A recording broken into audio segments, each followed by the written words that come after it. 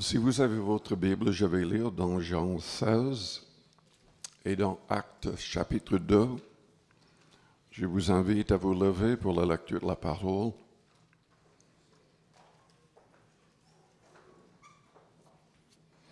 C'est Jésus-Christ qui est en train de parler dans Jean 16. Je lis donc à partir du verset 5. Maintenant, je m'en vais vers celui qui m'a envoyé, et aucun de vous ne me demande où vas-tu.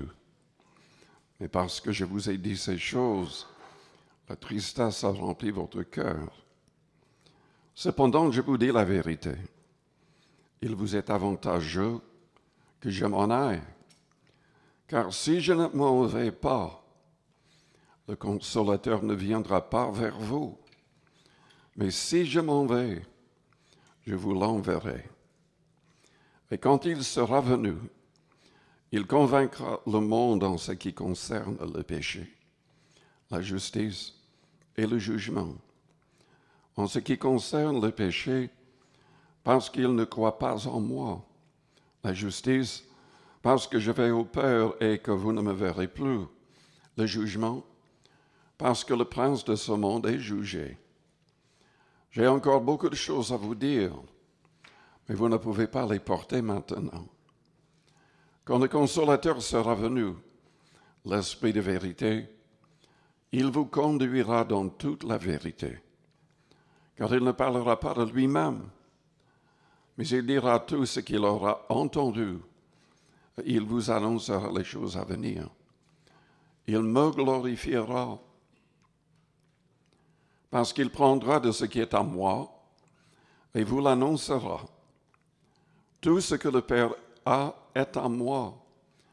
Et c'est pourquoi j'ai dit qu'il prend de ce qui est à moi et qu'il vous l'annoncera. Dans Actes chapitre 2, je lis à partir du verset 1er. Le jour de la Pentecôte, ils étaient tous ensemble dans le même lieu. Tout à coup, il vint du ciel un bruit comme celui d'un vent impétueux. Il remplit toute la maison où ils étaient assis. Des langues semblables à des langues de feu leur apparurent, séparées les unes des autres, et se posèrent sur chacun d'eux. Et ils furent tous remplis du Saint-Esprit, et se mirent à parler en d'autres langues, selon que l'Esprit leur donnait de s'exprimer. Et au verset 6, la Bible dit, au bruit qui eut lieu, la multitude accourut, et elle fut confondue, parce que chacun les entendait parler dans sa propre langue. Et après, nous avons la liste de toutes les personnes des autres nations qui étaient présentes pour la fête de Pentecôte. Et donc, les 120 parlaient ces différentes langues. Enfin, ils adoraient Dieu dans ces différentes langues, poussés par le Saint-Esprit. Prions le Seigneur avant d'aller plus loin. Père Céleste, nous te louons, nous te bénissons cet après-midi pour ta parole qui nous guide, pour ton esprit que nous ressentons au milieu de nous. Et Père, nous te demandons d'agir par ton esprit.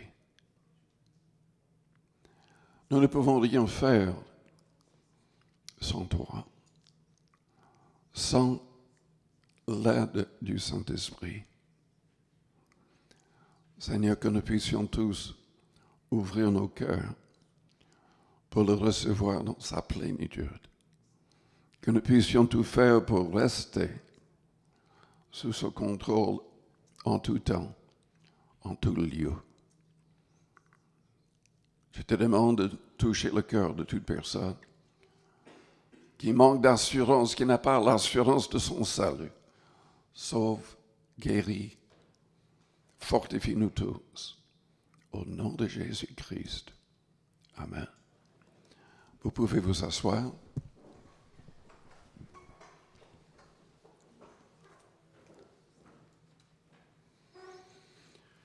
Nous avons vraiment tous besoin du Saint-Esprit dans sa plénitude.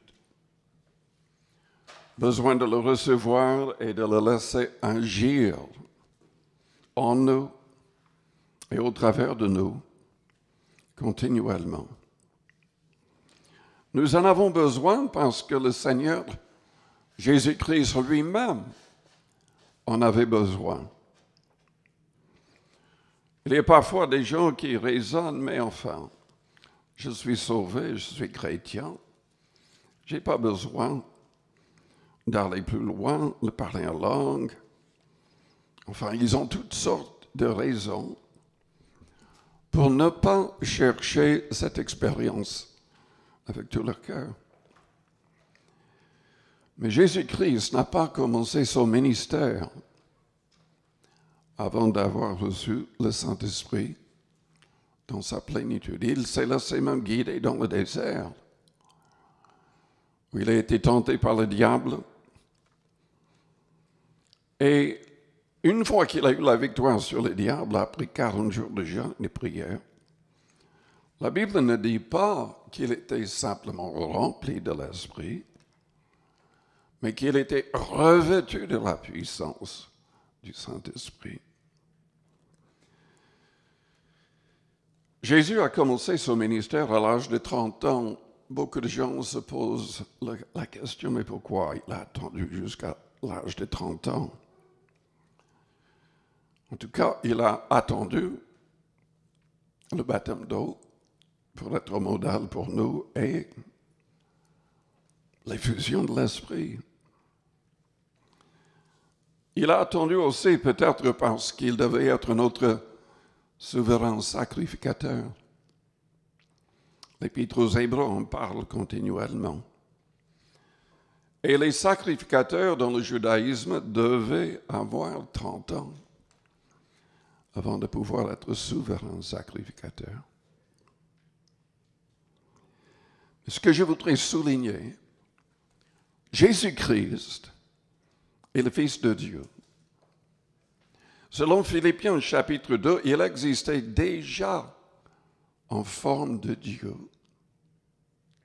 Quand il a été envoyé par le Père, quand il a accepté le plan du Père, et la Bible dit qu'il s'est dépouillé pour devenir un vrai homme.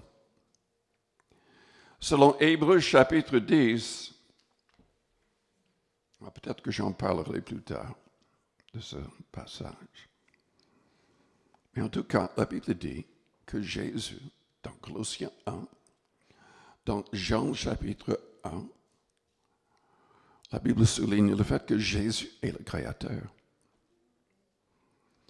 Tout a été créé par lui et par lui tout subsiste. Selon Colossiens chapitre 1.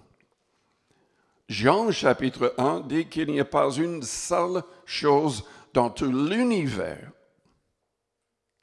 qui n'a pas été créée par Jésus-Christ. Lui qui était esprit, existant en forme de Dieu avant de devenir un homme. Si Jésus-Christ lui-même avait besoin du Saint-Esprit, combien plus nous en avons besoin. Les disciples du Christ avaient besoin du Saint-Esprit. Et pourtant, ils avaient déjà reçu l'autorité du Christ. Jésus avait soufflé sur eux, disant, recevez le Saint-Esprit.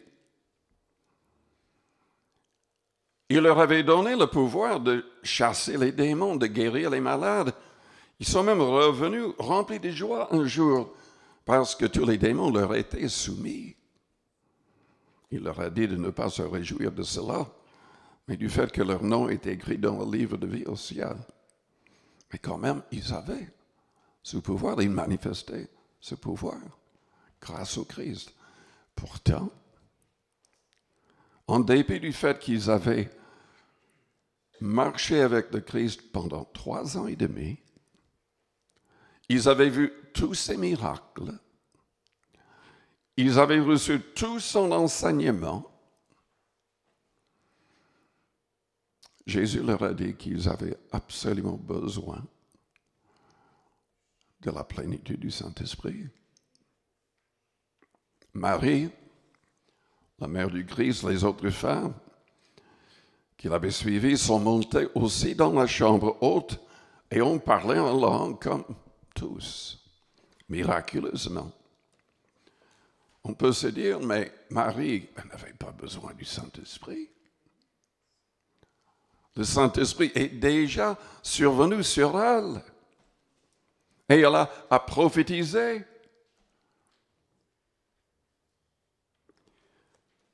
Il est vrai que le Saint-Esprit est survenu sur elle.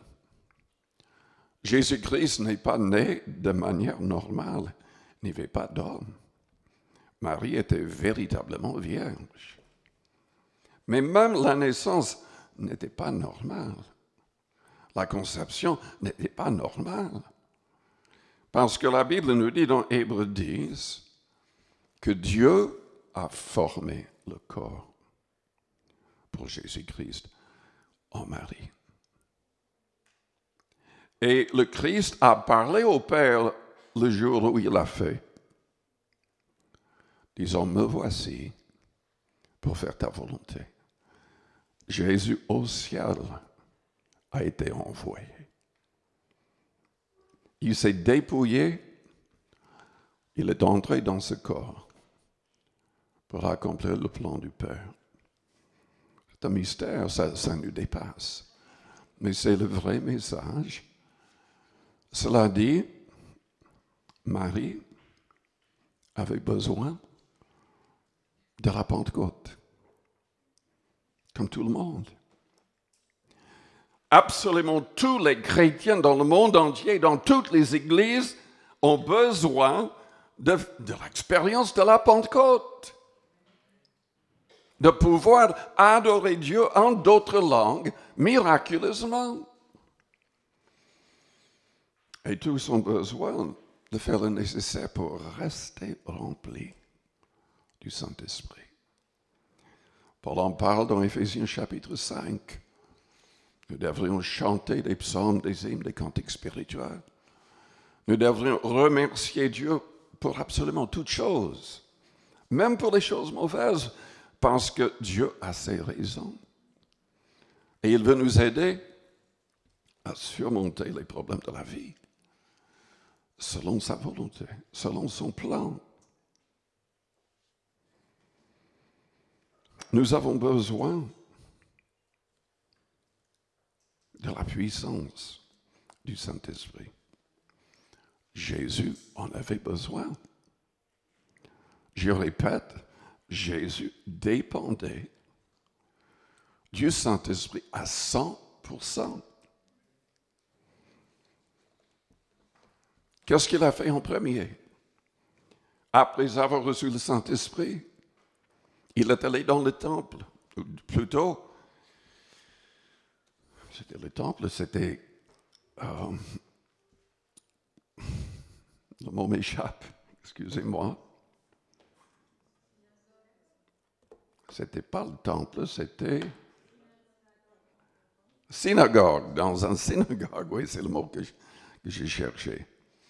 Et il a pris les rouleaux d'Ésaïe, le prophète. Il a lu le chapitre 61, qui dit, « L'Esprit du Seigneur l'Éternel est sur moi, car l'Éternel m'a oint pour porter de bonnes nouvelles aux malheureux.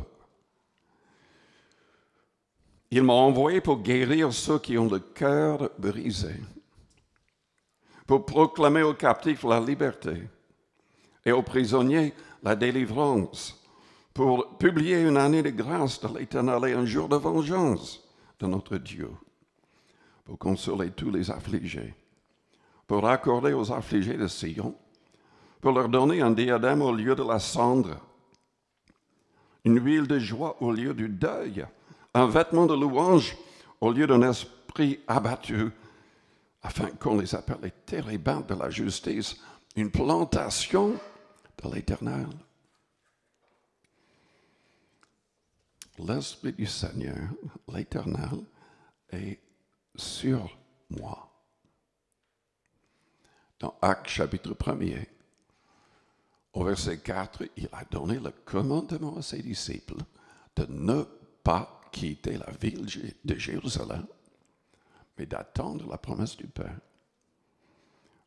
Au verset 8, il a dit, « Vous recevrez une puissance, le Saint-Esprit survenant sur vous. Et vous serez mes témoins à Jérusalem, en Judée, en Samarie et jusqu'aux extrémités de la terre. » Le Saint-Esprit sur nous, de la même manière il est venu sur Jésus-Christ. Et il veut accomplir les mêmes choses au travers des croyants. Les choses mentionnées dans Ésaïe, chapitre 61.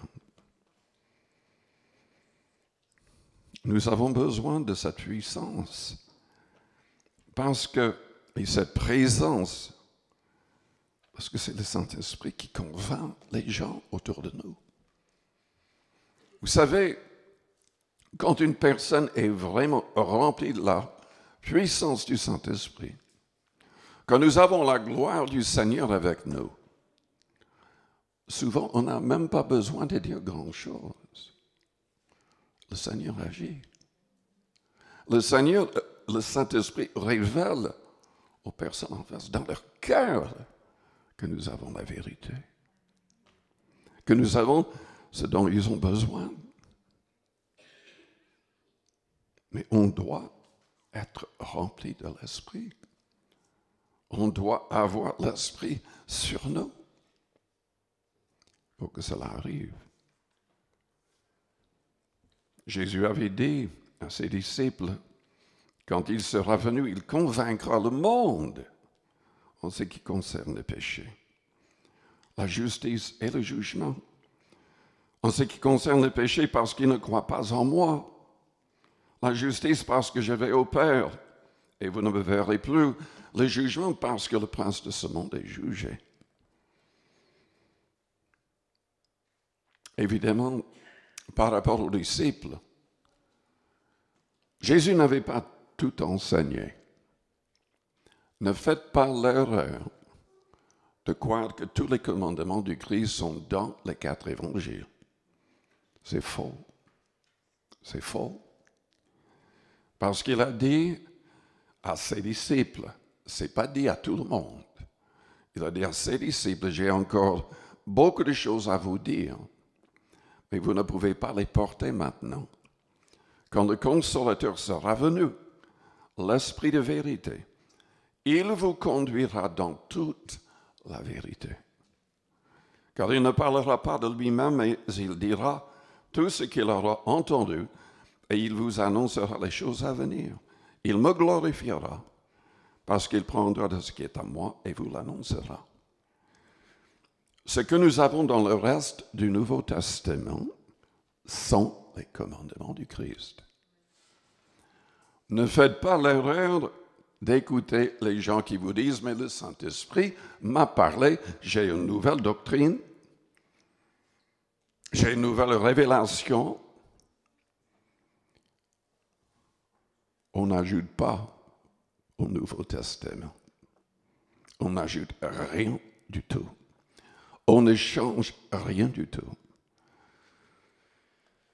Peu importe une apparition, Marie, un apôtre, Paul lui-même en apparition, Jésus en apparition, faux, tout est démoniaque. Si ça contredit ce qui est écrit dans le Nouveau Testament, la Bible dit dans 2 Corinthiens chapitre 11 que le diable se déguise en ange de lumière. Et selon Galates chapitre 1er au verset 6 à 9, Paul a dit, si nous-mêmes, si un ange vient du ciel vous annoncer un autre évangile, qu'il soit anathème, maudit, damnés pour l'éternité. Mais vous savez, il y a énormément de livres, énormément de, entre guillemets, églises, fausses églises, de sectes, de fausses religions. Pour quelle raison? Parce qu'un chef a vu une vision, un ange lui a parlé, ou un prophète, ou je ne sais pas qui ou quoi. Et ils ont accepté cela comme venant de Dieu. Ce n'est jamais de Dieu si ça ne correspond pas avec le Nouveau Testament. Il y a littéralement des millions de personnes dans le monde en train de suivre toutes sortes de faux prophètes, de personnes qui, soi-disant, ont visité le ciel, ont parlé avec un ange. Tout est démoniaque. Tout vient du diable. C'est ce livre qui nous guide, le Nouveau Testament, qui contient toute la volonté du Seigneur manifestée à ses apôtres. Les commandements qu'ils ne pouvaient pas partager avec eux avant qu'ils reçoivent la plénitude du Saint-Esprit. Nous avons besoin de la plénitude du Saint-Esprit, nous, pour nous donner le courage d'annoncer la vérité, de condamner le mensonge, de condamner toutes les œuvres infructueuses des ténèbres, selon Éphésiens, chapitre 5.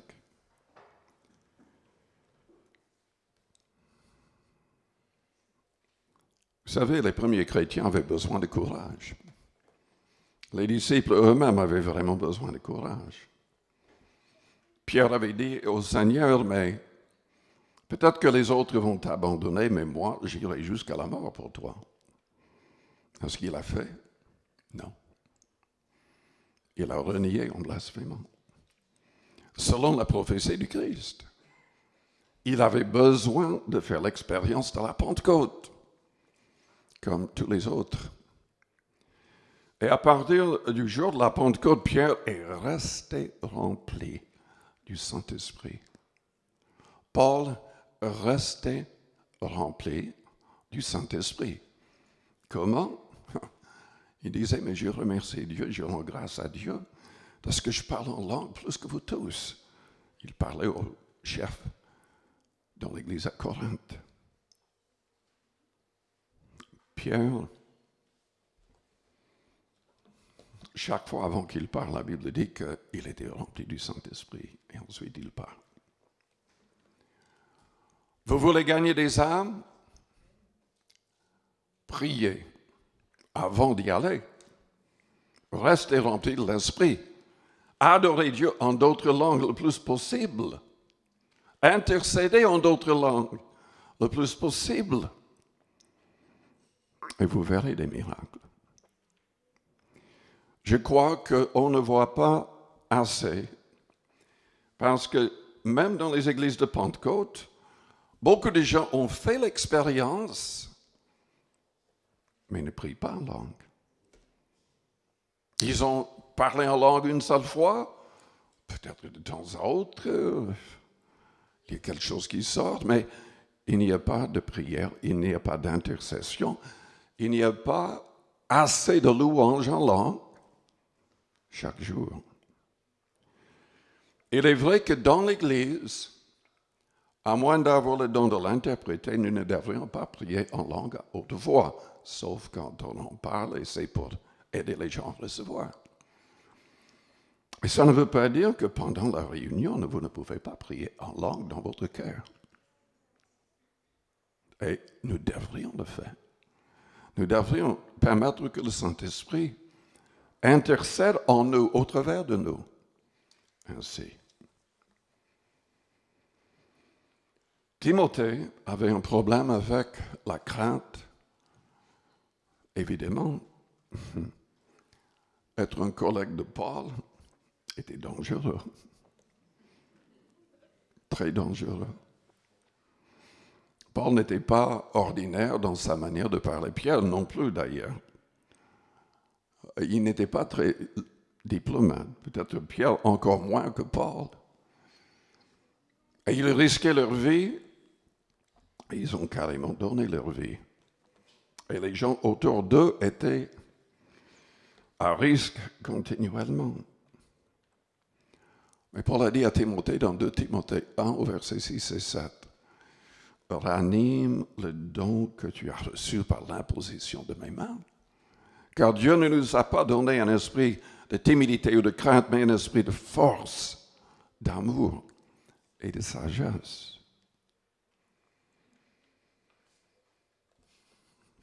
Nous avons besoin de la plénitude du Saint-Esprit parce que c'est le Saint-Esprit qui a accompli les miracles.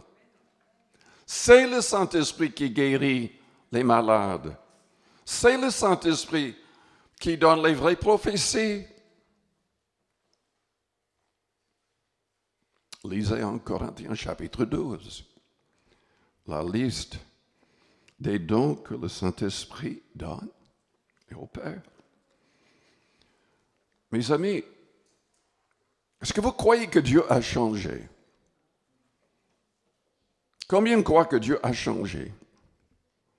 Combien croient que Dieu n'a pas changé? Amen. Donc, vous croyez que si Dieu n'a pas changé, il veut toujours guérir?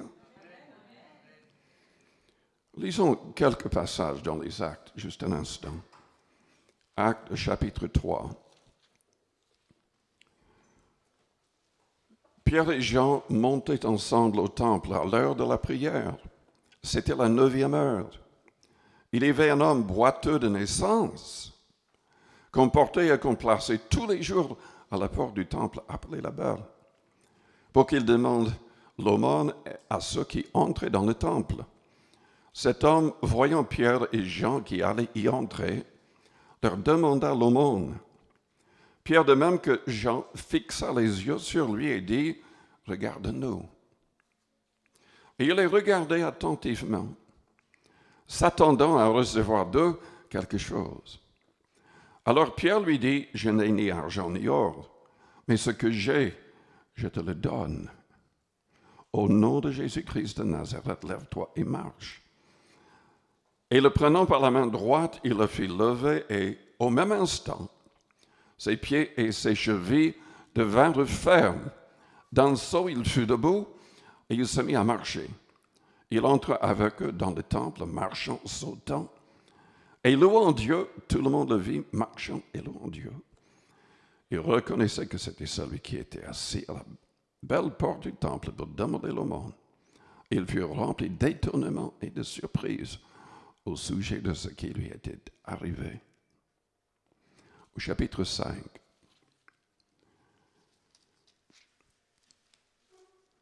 au verset 14,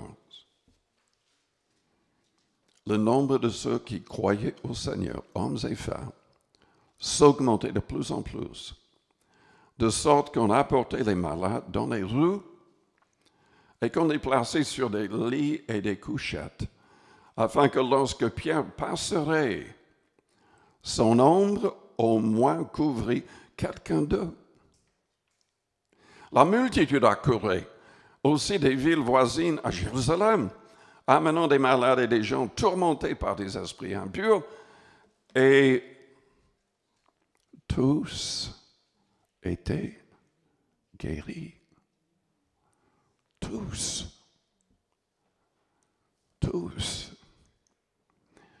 Mais comprenons que l'Église primitive restait remplie de l'Esprit.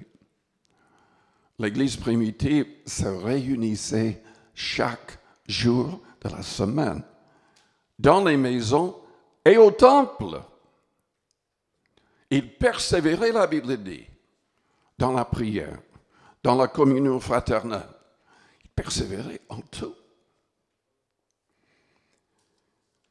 C'est le Saint-Esprit qui fait tout. C'est le Saint-Esprit qui fait tout. Au chapitre 19,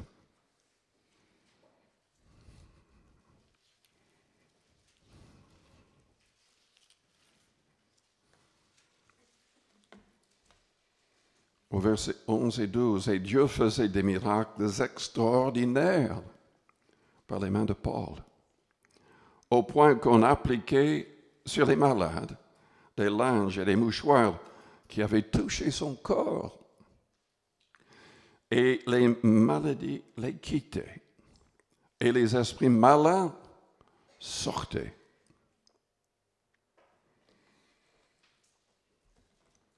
Ce sont des choses que Dieu peut et désire toujours faire. Mais c'est uniquement si nous restons remplis de l'Esprit. Si l'Église prie les uns pour les autres, comme Jacques l'a dit, et persévère en toutes choses. La guérison divine est toujours disponible. Mais nous devons croire et vouloir ces choses au point que nous allons recevoir cette onction de l'Esprit et l'entretenir. Paul avait ce désir, comme Pierre et les autres. Il ne dépendait plus d'eux-mêmes. Il dépendait pleinement du Saint-Esprit. Paul avait vraiment la passion, une passion pour les âmes. Et ça vient du Saint-Esprit. Plus on prie en langue, plus on est édifié, plus on est rempli de l'amour du Christ, de la compassion du Christ. Dans Acte 4, verset 31,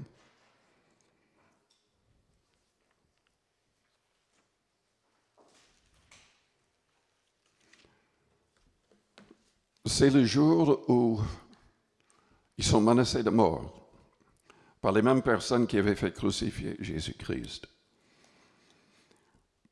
Toute l'Église est troublée par cette parole.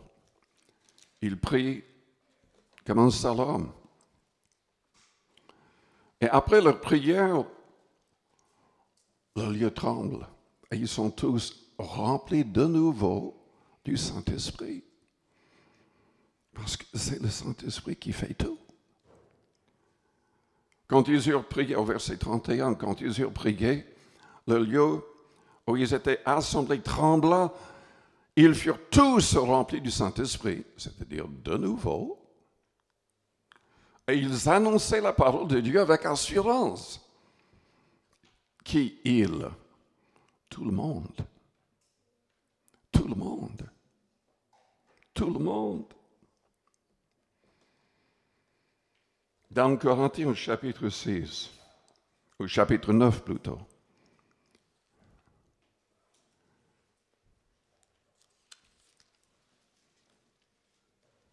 nous voyons la passion de Paul. Il prêchait de bon cœur. Il prêchait quand il souffrait de manière inimaginable dans son corps. Paul parle de toutes les marques qu'il avait sur son corps. Mais flagellé, battu de verge, lapidé, son corps était couvert de marques. Chaque fois, il aurait pu mourir, et le Seigneur l'a gardé. Mais il souffrait dans son corps. Mais il persistait quand même. D'autres l'abandonnaient parce que c'était trop difficile pour eux. Lui, il persévérait. Pourquoi? Parce qu'il restait rempli de l'Esprit. Parce que grâce au Saint-Esprit, il avait toujours la passion pour les âmes. Dans 1 Corinthiens 9, au verset 16, il a dit, si j'annonce l'Évangile, ce n'est pas pour moi un sujet de gloire, car la nécessité m'en est imposée. Et malheur à moi si j'annonce pas l'Évangile. Si je le fais de bon cœur, j'en ai la récompense. Mais si je le fais malgré moi, c'est une charge qui m'est confiée. Paul le faisait de bon cœur. Dans Acte 20, nous voyons comment il était véritablement, au verset 31. Je devrais même lire au verset 29. il savait que c'était la dernière fois qu'il verrait les responsables de ces églises. Et il dit, je sais qu'il s'introduira parmi vous, après mon départ, des loups cruels qui n'épargneront pas le troupeau. Et il s'élèvera du milieu de vous des hommes qui enseigneront des choses pernicieuses pour entraîner les disciples après eux. Veillez donc, vous souvenant que durant 3 années, je n'ai cessé nuit et jour d'exhorter avec larmes chacun de vous. Chacun de vous. Évidemment, pour recevoir le Saint-Esprit, et non pas un esprit de séduction, nous devons nous repentir pleinement. Nous devons, avec l'aide du Seigneur, abandonner tout péché. Nous ne pouvons rien garder dans notre cœur ou dans notre vie si nous voulons vraiment la plénitude du Saint-Esprit, qu'il reste avec nous. Nous devons prendre la ferme décision, la décision d'obéir à tous ces commandements, et ça commence avec le baptême d'eau, par immersion totale. Et nous devons décider, et nous devons vraiment aimer le Christ et vouloir le prouver en mettant tous ces commandements en pratique.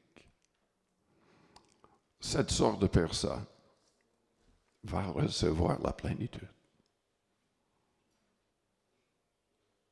Il n'y a rien de magique pour recevoir. On n'a que louer Dieu et parler par la foi quand le Saint-Esprit viendra. Le parler en langue est très important. Mais ce n'est que le premier pas, parce que Dieu veut qu'on prie en langue. Et à force de prier en langue, Dieu va nous confier d'autres dons, s'il peut nous faire confiance.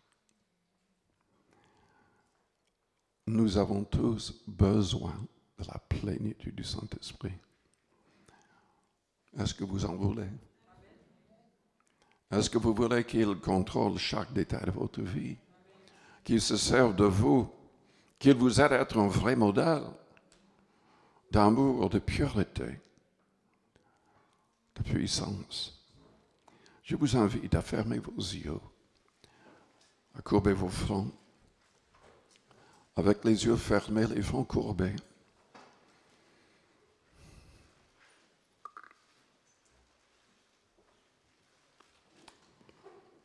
Je vous demande en premier, cherchez dans votre cœur, cherchez dans votre vie.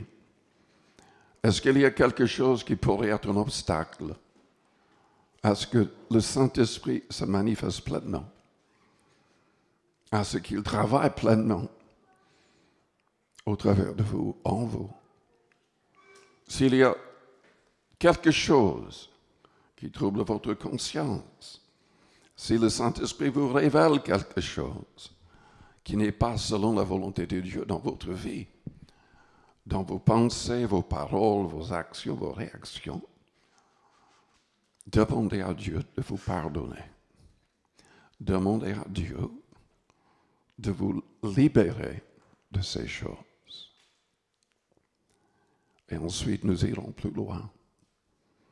Pendant quelques minutes, soyez honnête avec vous-même, soyez honnête avec Dieu. La Bible dit, si nous confessons nos péchés, il est fidèle et juste pour nous les pardonner et pour nous purifier de toute iniquité.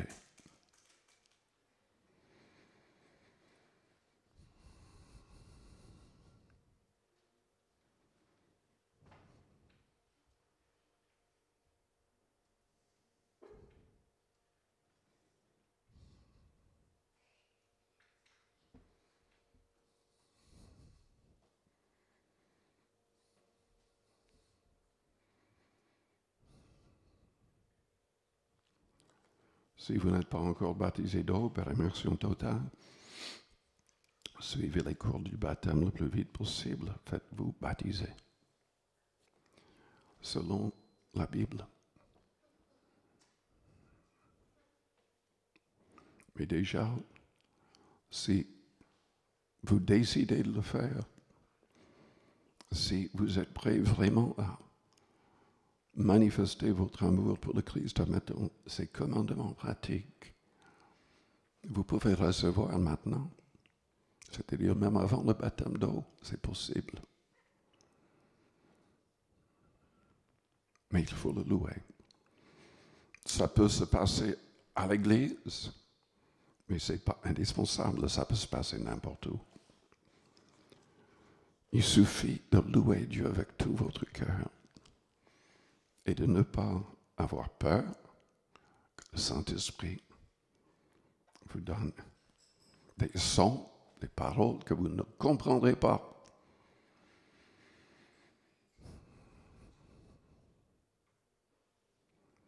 Je voudrais vraiment vous encourager, si vous avez déjà fait cette expérience, priez chaque jour en langue.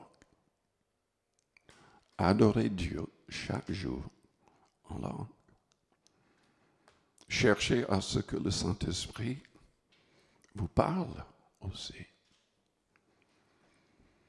Là, à votre place, si vous avez confessé ce qui n'allait pas, et vous voulez vraiment que le Saint-Esprit glorifie le Christ au travers de vous, élevez vos mains vers le ciel et commencez à adorer le Seigneur. Si vous êtes déjà baptisé du Saint-Esprit, je vous donne l'occasion de prier à haute voix en d'autres langues. Mais élevons nos voix ensemble et laissons agir le Saint-Esprit. Demandons au Saint-Esprit de nous transformer encore davantage à l'image de Jésus-Christ. Père céleste, nous te louons, nous te bénissons. Agis par ton esprit. Seigneur, ouvre nos cœurs. Transforme-nous. Seigneur, que nous puissions vraiment vider nos cœurs, nos vies de tout ce qui pourrait empêcher l'action du Saint-Esprit. Seigneur, nous voulons être utilisés comme Paul, comme Pierre, comme d'autres ont été utilisés à travers l'histoire. Mais ça dépend de ton esprit. Seigneur, change-nous pour qu'il n'y ait aucun obstacle